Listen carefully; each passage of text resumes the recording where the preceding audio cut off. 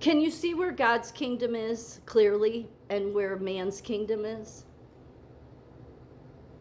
And most of the churches, of course, will tell you it's God's divine timing. It is, but this has been, and the only reason I'm saying this about surrendering, and obviously you're never going to get all of the country or all of the world to fully surrender to God, okay? You're not.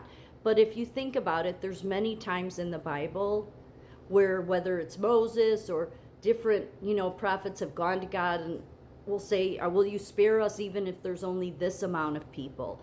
And there's always only a remnant that he's looking for. Because I think that we're so far along in Revelations, like the beast, the mark of the beast system. Yeah, they want to scare you with that. And they want you to not realize that most of the book already happened. Because that's a great way the deceiving one, Prince of Darkness, can keep everybody on the wrong path. Your false prophets, like, Kirk, and he was, and others. They too, whether meaning to or not, help people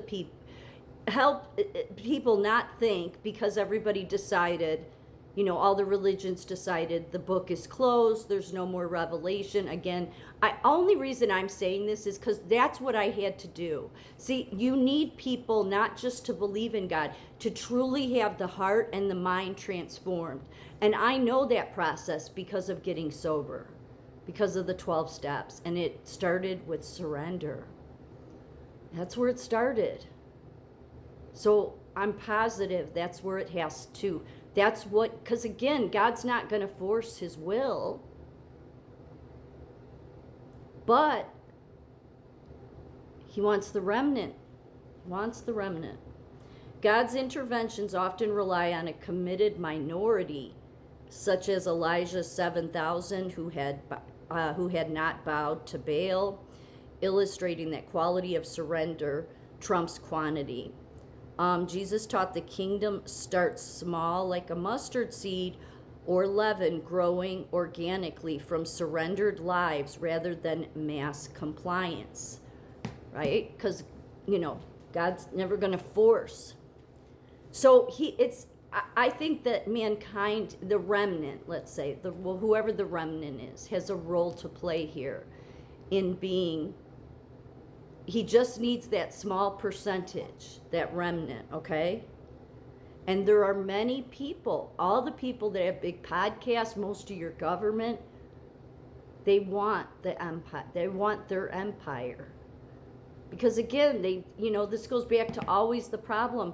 This was always going to be the problem because of the original sin. And yet the original sin was wiped clean with Jesus, okay? But man has wanted to keep us under their kingdom, which continues this separation.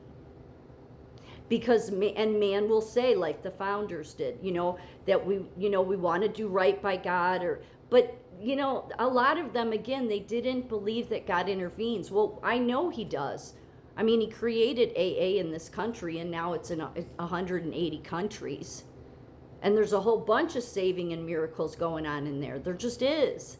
But it all started with every single one of those people getting sober, surrendering.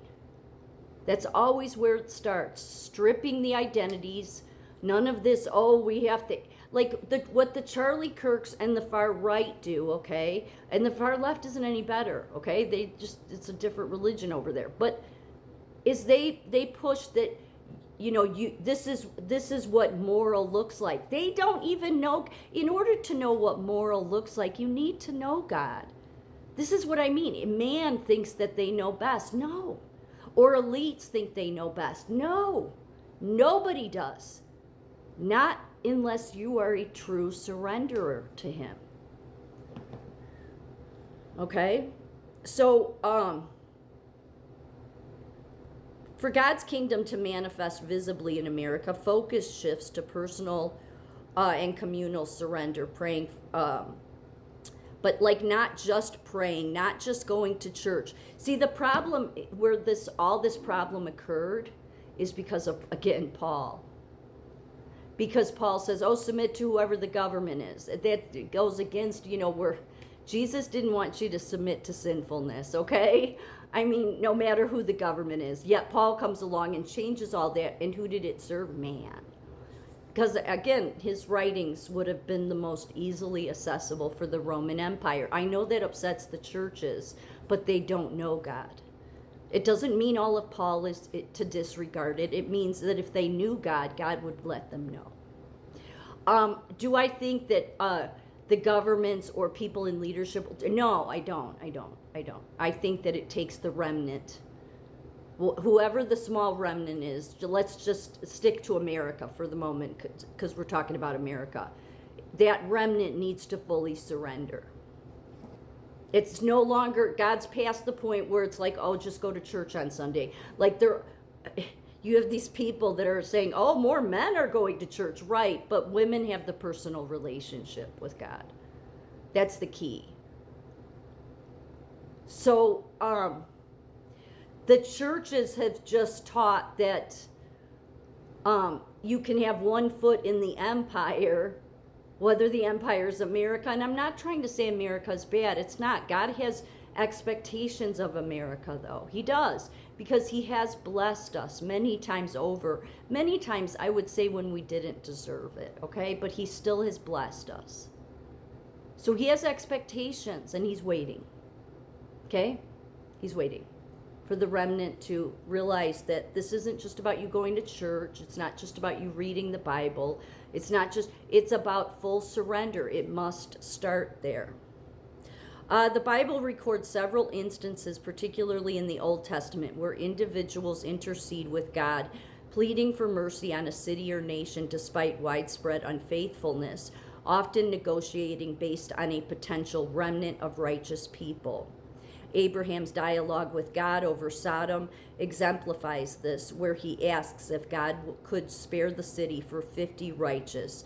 Then he progressively lowers the number to 10, showing God's willingness to relent for even a small, faithful group.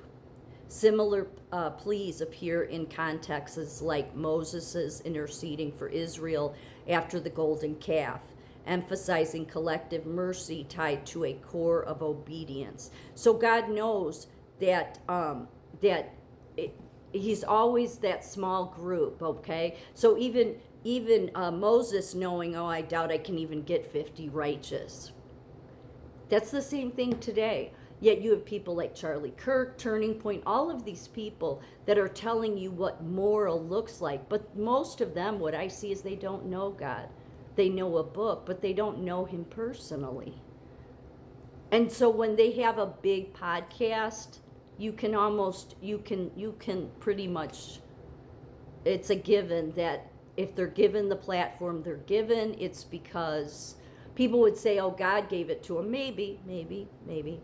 I tend to think no, it's more because the devil will try to twist even the little bit of scripture it can to take people in the wrong direction. That's the reason they keep wanting to push Charlie Kirk into the spotlight, is because of that very reason, because they want more people to follow him. And most people would say, but his message was good. No, he was twisting scripture. So and deliberately so, in my opinion, because they want to, the biggest fear people that are control freaks have is for the remnant to realize that if you just surrender, you can have God's kingdom. I mean, he shows it in the Bible over and over again. Jesus is not going to come and force the kingdom. The remnant must do their part. We always play a role. And although I'm not trying to bash the Constitution, it served for the time period it was at.